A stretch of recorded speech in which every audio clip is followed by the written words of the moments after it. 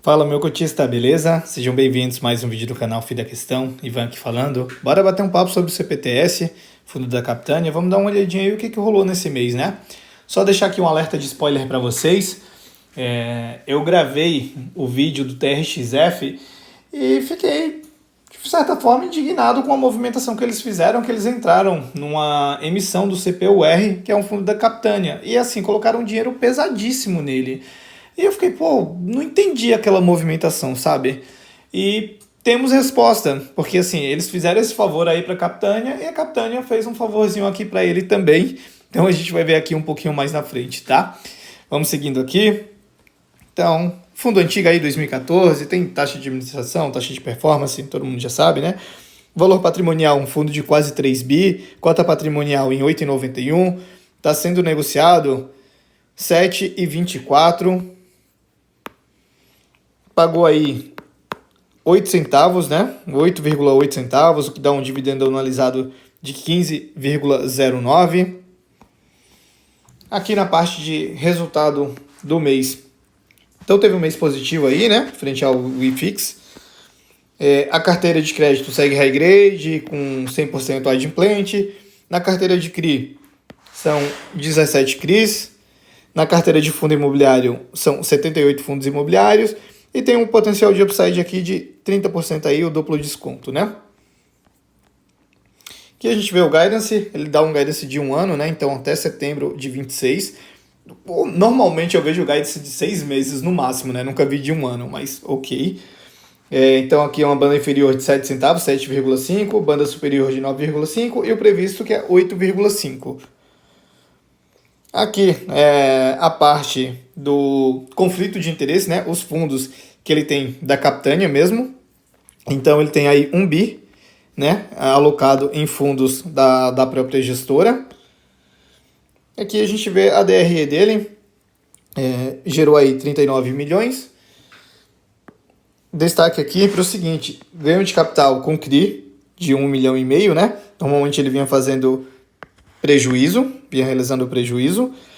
E ganho de capital com fundo imobiliário, que assim, desde começo do ano ele vem ganhando bastante, né? Então em dezembro 6 milhões, 6, 11, 260 mil, 5 milhões, 13 milhões e nesse mês 18 milhões. Aí as despesas, um pouco em linha, né? Com o último mês, teve 2 milhões a mais, mas porque ele vem aumentando a alavancagem dele, então isso é normal. Inclusive, da alavancagem, tá aqui, ó, 6 milhões. No mês passado também foram 6 milhões aí, né? Aí o resultado, quanto que deu? 27 milhões, 8 centavos,4 por cota, ele pagou 8,8, pagou um pouquinho a mais, teve que utilizar reservas. Reserva dele está em 0 centavos, né? É 0,3 centavos. Que histórico de distribuição dele. Essa barrinha aqui é o quanto que ele vem distribuindo. Então a gente vê que desde janeiro ele vem aumentando aqui aos poucos. Vem aumentando, vem aumentando, vem aumentando. Que é a rentabilidade dele. Então a gente vê o CPTS aqui a mercado. Tá perdendo aí para o quê? Para a cota patrimonial aqui, né? Enfim, ele ainda ganha aí do CDI líquido, que é um fundo muito antigo, né? 2014. E do CDI bruto também. Aí aqui a rentabilidade dele da carteira de fundos imobiliários, né? Então, assim, eu não gosto, né, que ele faça essas alocações de fundos da própria casa, mas por esse gráfico aqui a gente vê que dá um retorno muito bom, né? Assim, eu não gosto da Capitânia, eu não gosto de fundos da Capitânia, mas assim, eu não posso negar que aqui o retorno deles é ótimo.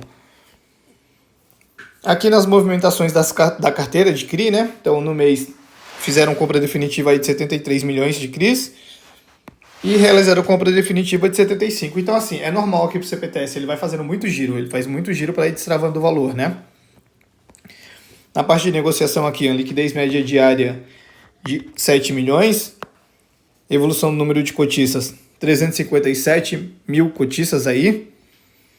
Aqui na carteira dele, a gente vê a carteira de CRI, exposição por segmento, renda urbana, shopping, comercial, logístico e por indexador, 100% aí em IPCA. Na carteira de fundo imobiliário, quase 90% aí tijolo e 10% papel. Por segmento, a gente vê aqui os maiores: renda urbana, shopping, laje, logístico. E aqui a carteira consolidada dele, né? 57% em fundos imobiliários, 33% em CRI. Tem um pouquinho aqui de caixa, né? E tem mais um pouquinho aqui de carrego, que é o que ele vai fazendo os giros, né? Então aqui a gente vê toda a carteira, como está dividida aqui, né? Do shopping, renda urbana, comercial, a carteira de fundos imobiliários também, os setores aqui. E aqui a gente vem para as maiores exposições. Então, de CRI, temos aqui as maiores exposições, o famoso XPPR, né? Aqui, que é o ponto que eu falei para vocês do favor que a TRX fez para a Capitânia, e agora a Capitânia devolve esse favor. Que é o quê? No mês passado, TRX não estava aqui. E então foi o seguinte: a TRX para a Capitânia, né? Quer dizer, a Capitânia para a TRX. TRX, entra aí na emissão do meu fundo, que eu entro na emissão do seu.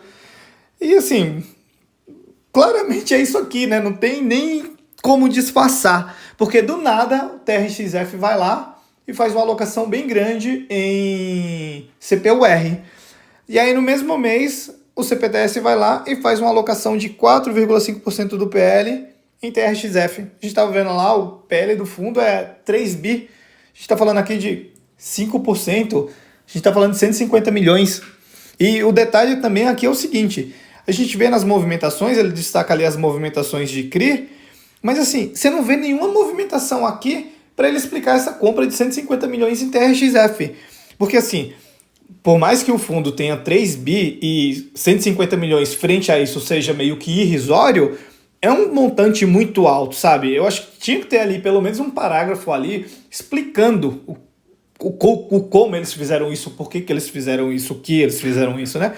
E assim, simplesmente não tem nada, né? Padrão Capitânia. Mas tudo bem, eu não vou reclamar, porque assim, o que eu reclamo disso aqui, do CPTS, são os fundos que ele entra, que são fundos da própria casa, e assim, quando não são fundos da própria casa, são fundos que assim, nunca ninguém ouviu falar, dificilmente você teria em carteira. Então pelo menos é o TRXF, né? Mas assim, isso aqui, velho, chega a ser bizarro, né?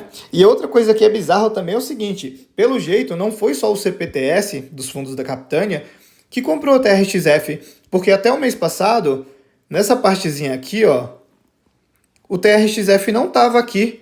E do nada, de um mês para o outro, a Capitânia, todos os fundos ali da Capitânia, né, tudo que a Capitânia tem, ela tem ali 14,4% do PL de TRXF.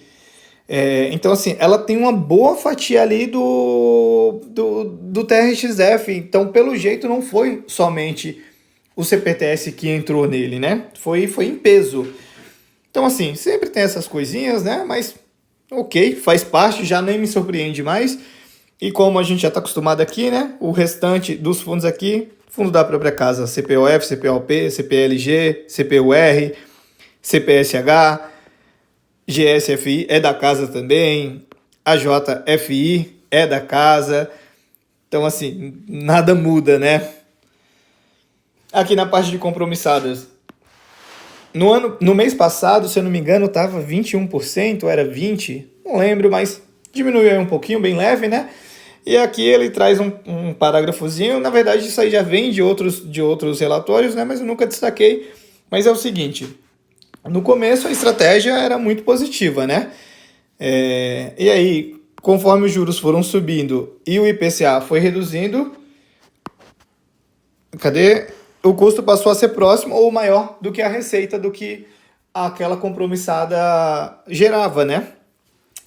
Então, tipo assim, aqui a gente vê todo o resultado, todo o impacto, né? Então, assim, logo no começo aqui que ele falou que foi positivo, foi exatamente isso, né? Então, ele fazia empréstimo em PCA, pagando a CDI. E aí, conforme o tempo foi passando, o que aconteceu com o CDI? Foi subindo. Nossa, a taxa Selic está 15%, né? E a inflação, ela foi caindo. Então, ele pegava emprestado em IPCA, pagando em CDI. Então, no começo aqui a gente viu que funcionou, mas depois disso, ó, é só ladeira abaixo. E quando o fundo mudou o regulamento dele para virar um hedge fund, a proposta era reduzir a alavancagem ao máximo, né? E assim, foi feito isso logo no início, mas a gente já tá vendo que já tá com 20% de alavancagem de novo. E na mesma coisa, então assim, só nesse mês a gente vê aqui o impacto que foi, impacto negativo. Então se a gente pegar uma janela de um ano, a gente pode pegar mais, na verdade, a gente pode pegar aqui, ó, de julho de 22, a gente vai ver que a maioria aqui deu impacto negativo. Então assim, por que continuar com isso? Não faz sentido nenhum. Do que adianta você fazer muito ganho de capital com venda de fundo imobiliário e ter prejuízo aqui? Não adianta muita coisa. Ah, e sem contar o seguinte, para mim, esse ganho de capital, cadê? Vamos voltar aqui no relatório, na DRE, aqui.